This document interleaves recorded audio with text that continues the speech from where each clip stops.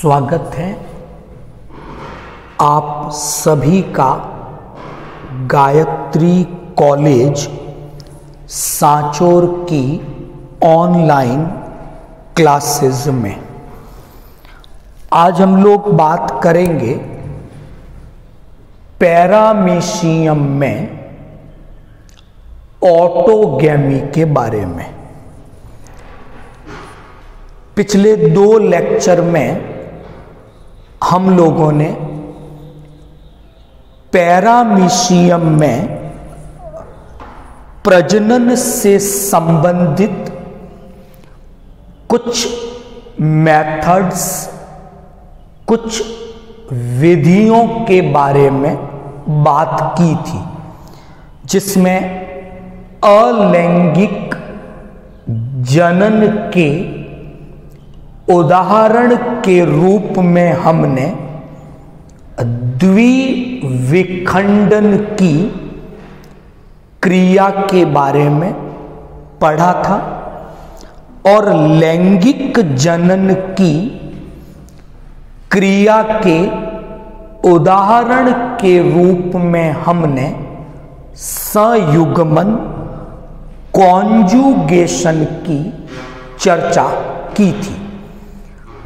इसी कड़ी में आज हम पैरामीशियम में स्वयुग्मन ऑटोगैमी की पूरी प्रक्रिया के बारे में डिस्कस करेंगे। तो आज का जो टॉपिक है अपना, वो पैरामीशियम में जनन की ऑटोगैमी स्वयुग्मन की विधि है और ये भी एक प्रकार का लैंगिक जनन का उदाहरण है। तो टॉपिक स्टार्ट करते हैं और सबसे पहले ऑटोगैमी के बारे में कुछ जानकारियां हम लोग डिस्कस करेंगे। नंबर 1, जिस लैंगिक जनन की आज हम लोग बात कर रहे हैं, इसके बारे में सर्वप्रथम जिस वैज्ञानिक के द्वारा अध्ययन किया गया, उस वैज्ञानिक का नाम था डिलर। तो डिलर नामक वैज्ञानिक ने सर्वप्रथम पैरामीशियम की एक स्पीशीज है जिसका नाम है पैरामीशियम ऑरेलिया।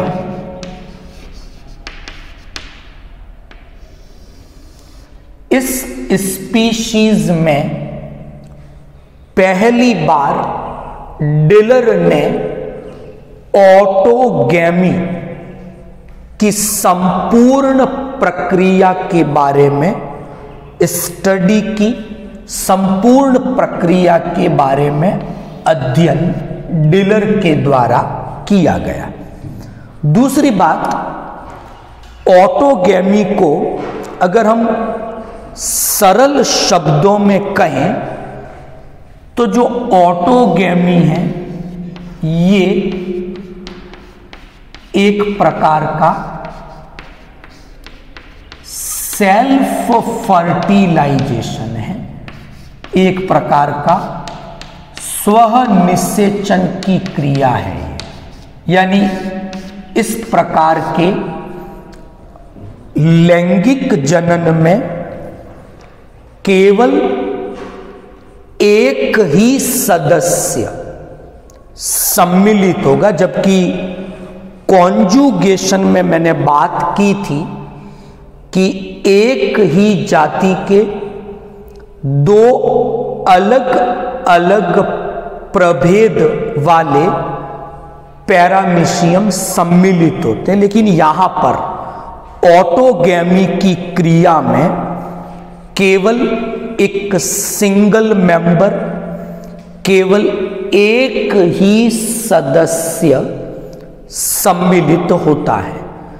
एक ही सदस्य सम्मिलित हैं, इसलिए जो ये ऑटोगैमी की प्रक्रिया है इसे सेल्फ फर्टिलाइजेशन, स्वनिषेचन इस नाम से जाना जाता है। तीसरी बात, ये जो भी अध्ययन डिलर के द्वारा किया गया वो ऑरेलियम स्पीशीज के ऊपर किया गया है। तो अगर हम ऑरेलियम स्पीशीज देखते हैं तो क्या देखेंगे वहां कि ऑरेलियम स्पीशीज में सिंगल तो आपके मैक्रोन्यूक्लियस हैं, यानी एक गुरु केंद्रक होता है, लेकिन ऑरेलियम स्पीशीज में जो लघु केंद्रक हैं उनकी संख्या 2 होती है। तो एक गुरु केंद्रक है, 2 लघु केंद्रक उपस्थित होते हैं। तो ऑटोगैमी में क्या होता है, इस ऑरेलियम प्रजाति के दोनों लघु केंद्रक ही सम्मिलित होते हैं। ये प्रक्रिया कैसे होती है, स्टेप बाय स्टेप कुछ डायग्राम की हेल्प से हम इसे समझने की कोशिश करेंगे। तो यहां तक की जानकारी आपको समझ में आई। तो अब हम ऑटोगैमी की पूरी प्रोसेस को ऑरेलियम प्रजाति में समझने की कोशिश करेंगे। नंबर 1, ये एक पैरामीशियम की ऑरेलियम प्रजाति है, जिसमें ये बड़ा आपको गुरु केंद्रक दिख रहा है, संख्या में केवल 1 है। ये 2 छोटे आपको लघु केंद्रक माइक्रोन्यूक्लियस दिख रहे हैं। क्या होगा इस प्रोसेस में, पहला परिवर्तन कि जो गुरु केंद्रक हैं मैक्रोन्यूक्लियस, वो ऑटोगैमी की इस पूरी प्रक्रिया में सम्मिलित नहीं होता, तो इसने धीरे धीरे डिसअपीयर होना स्टार्ट कर दिया। यानी जो गुरु केंद्रक हैं वो कुछ टुकड़ों में टूट जाता है और फिर कोशिका द्रव्य में विलीन हो जाता है। अब जो ये 2 लघु केंद्रक बचे हैं माइक्रोन्यूक्लियस, इन दोनों में अब अर्धसूत्री विभाजन की क्रिया होती है। तो जो दोनों लघु केंद्रक हैं दोनों ही डिप्लॉइड द्विगुणित हैं, और इन दोनों द्विगुणित लघु केंद्रकों में माइक्रोन्यूक्लियस में अर्धसूत्री विभाजन की क्रिया होती है। और जब इनमें अर्धसूत्री विभाजन होता है तो कुल 8 अगुणित केंद्रकों का निर्माण होता है। यानी 4 इस लघु केंद्रक से बने और 4 इस लघु केंद्रक से बने। तो कुल मिलाकर इस स्टेप में हमने देखा कि दोनों लघु केंद्रक जो कि द्विगुणित हैं 2n है, अर्धसूत्री विभाजन की क्रिया में प्रवेश करते हैं और कुल मिलाकर 8 अगुणित हैप्लॉइड केंद्रकों का निर्माण यहां पर होता है। अब अगली स्टेप में क्या हुआ कि ये जो 8 अगुणित केंद्रक बने, इनमें से 7 केंद्रक तो डीजनरेट हो गए, नष्ट हो गए। केवल एक ही अगुणित केंद्रक एक्टिव स्टेट में, सक्रिय अवस्था में रहेगा। तो जो 8 अगुणित केंद्रक थे, 7 नष्ट हो चुके हैं, डायग्राम में दिख रहा है आपको। अब केवल एक अगुणित केंद्रक बचा हुआ है, ये एक्टिव है, सक्रिय है। अगली स्टेप में क्या होगा कि ये जो अगुणित केंद्रक बचा हुआ था, एक्टिव था, ये एमाइटोसिस यानी असूत्री विभाजन द्वारा विभाजित होगा और इस प्रकार से 2 केंद्रकों का निर्माण कर लेगा। यहां तक ठीक? तो पहले अर्धसूत्री विभाजन हुआ है और बाद में असूत्री विभाजन हुआ है। अब ये दोनों जो अगुणित केंद्रक हैं, ये ओरल ग्रूव की तरफ आए। यहां पर एक अस्थाई शंकु नामक संरचना बनी, प्रोटोप्लाज्मिक कॉन बना। ये संरचना आपको दिख रही है, ये एक अस्थाई प्रोटोप्लाज्मिक कोन है, शंकु है। और दोनों अगुणित केंद्रक इस शंकु में गए जहां इनका संलयन हुआ और एक 2n द्विगुणित केंद्रक निर्मित हो गया, केंद्रक बन गया। अब इस केंद्रक में माइटोसिस 2 बार समसूत्री विभाजन हुआ, तो 1 से 2, 2 से 4, कुल 4 केंद्रक बन गए। इन 4 केंद्रकों में से 2 केंद्रक बड़े हो गए, 2 छोटे ही रहे। बड़े वाले गुरु केंद्रक, छोटे वाले लघु केंद्रक।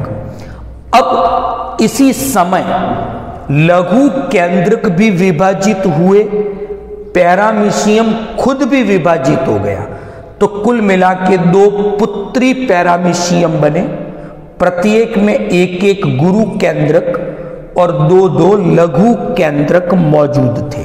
तो इस प्रकार पैरामीशियम की ऑरिलियम प्रजाति में ऑटोगैमी की क्रिया होती है और इस क्रिया के द्वारा ऑरेलियम प्रजाति लैंगिक विधि से जनन करती है, अपने आनुवंशिक पदार्थ का पुनर्संगठन ये प्रजाति करती है। डिलर नामक वैज्ञानिक ने ये जानकारी भी दी कि पैरामीशियम ऑरेलियम में जब ये ऑटोगैमी की क्रिया होती है तो उसमें लगभग 2 दिनों का समय लगता है। तो ये जो प्रक्रिया आज हमने डिस्कस की है,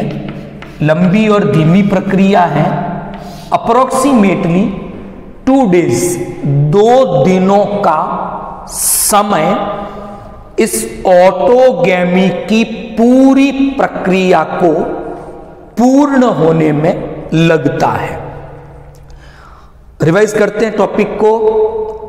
ऑटोगैमी की स्टडी पैरामीशियम की ऑरेलियम प्रजाति में की गई है और जिस वैज्ञानिक के द्वारा की गई है उस वैज्ञानिक का नाम डिलर है। बात याद रहेगी।